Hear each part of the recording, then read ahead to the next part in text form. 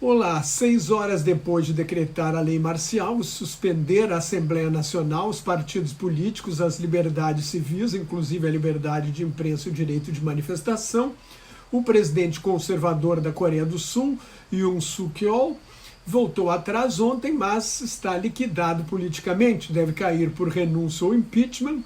Seu partido do Poder Popular pode salvá-lo para não entregar o poder à oposição liberal, mas neste caso a expectativa é que ele renuncie em 2025. Com apenas 19% de aprovação, Yoon justificou a medida para proteger o país das forças comunistas, nas palavras dele, é claro. Ele acusa o Partido Democrático da Coreia, que tem maioria no parlamento desde as eleições legislativas de 10 de abril deste ano, de realizar atividades contra o país, fazer o jogo da Coreia do Norte e paralisar o processo legislativo.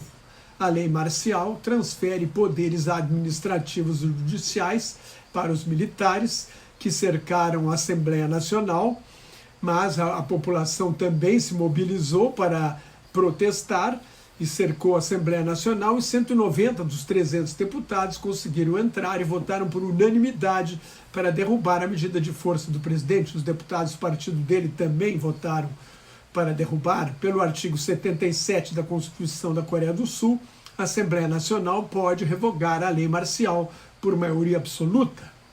Como durante a lei marcial os militares respondem diretamente ao presidente, os comandantes das Forças Armadas declararam que iriam ignorar a decisão do Legislativo, mas suspenderam o cerco à Assembleia Nacional e recuaram depois que revogou o decreto.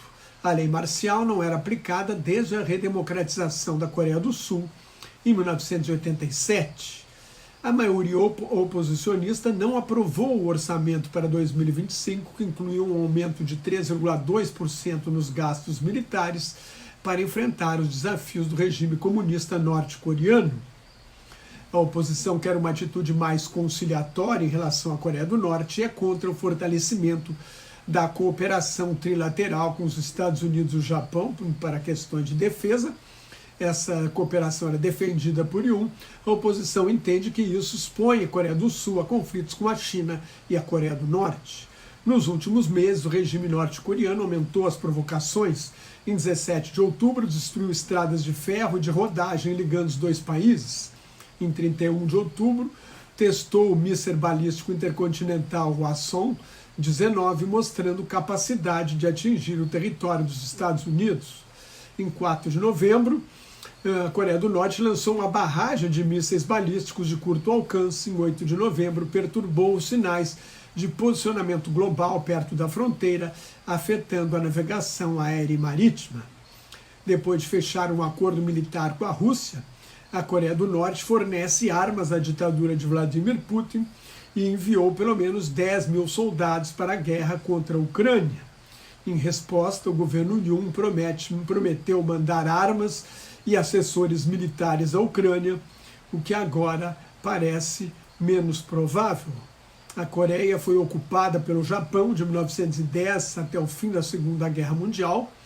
Em 1945, quando o Sul foi ocupado pelos Estados Unidos e o Norte pela União Soviética, que aí dividiram o país em Coreia do Sul e Coreia do Norte ao longo do paralelo 38 Norte. Os dois países foram criados em 1948. A Guerra da Coreia começa quando as forças do Norte invadem o Sul em 25 de junho de 1950.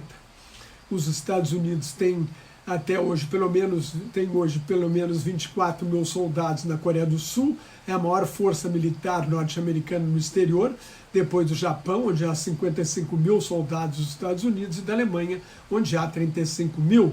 Os Estados Unidos estão na Coreia do Sul desde a Guerra da Coreia, com o mandato do Conselho de Segurança das Nações Unidas para unificar a Península Coreana, porque no início da guerra a União Soviética estava boicotando a ONU em protesto contra a não admissão da República Popular da China, a chamada China comunista. Na época se chamava assim.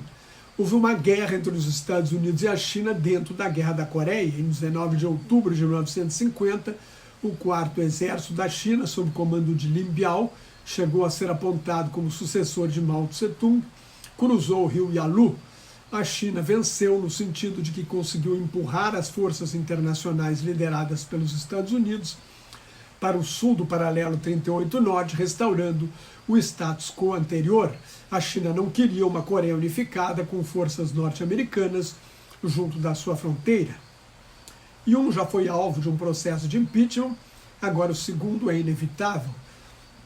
A oposição tenta instaurar hoje, se o processo for realmente instaurado, o presidente será afastado por 180 dias e substituído interinamente pelo primeiro-ministro Han Duck-soo.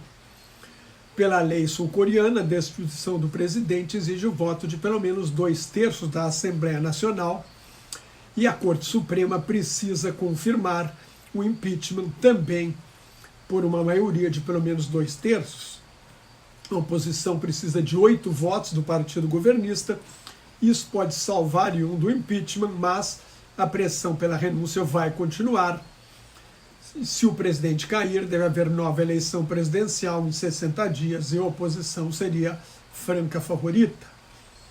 A Confederação dos Sindicatos da Coreia, que congrega mais de 1 milhão de trabalhadores, convocou uma greve geral até a queda de que deve suspender, a greve geral deve ser suspensa se ele renunciar ou se for aberto o processo de impeachment. Se o partido governista conseguir absolvê-lo do impeachment, a pressão pela renúncia vai continuar.